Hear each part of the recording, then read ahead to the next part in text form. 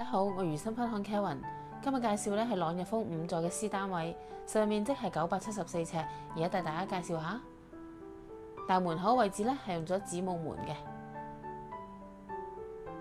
見到行入嚟咧就一個 L 型嘅大客飯廳。咁飯廳呢個位置咧，業主擺放咗一張大嘅圓餐台，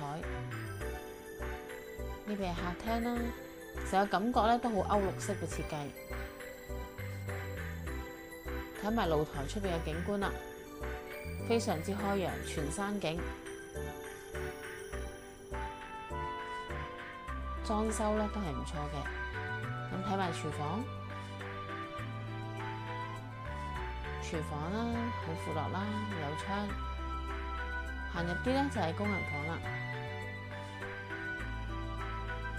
另外咧呢度咧都有個工人廁所嘅喎。咁姐姐都有自己嘅空間啦。有窗，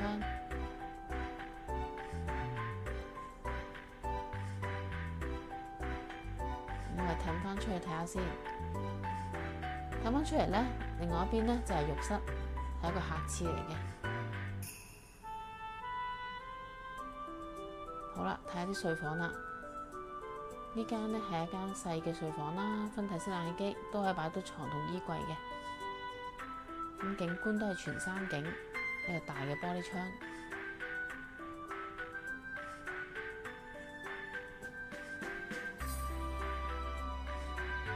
隔離咧就係另一間睡房啦。咁呢間睡房咧就會大啲嘅。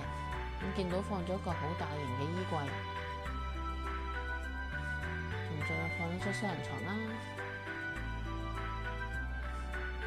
好啦，睇埋另一邊嘅主人套房啦。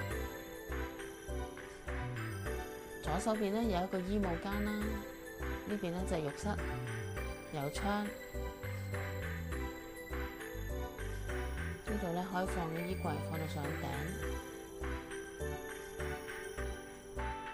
呢邊咧可以放翻張大嘅睡床啦，或者書台啊、梳妝台都冇問題。咁啊三邊落床，景觀都係全山景噶啦。如果對單位都有興趣想睇嘅話，可以聯絡我啊。拜拜。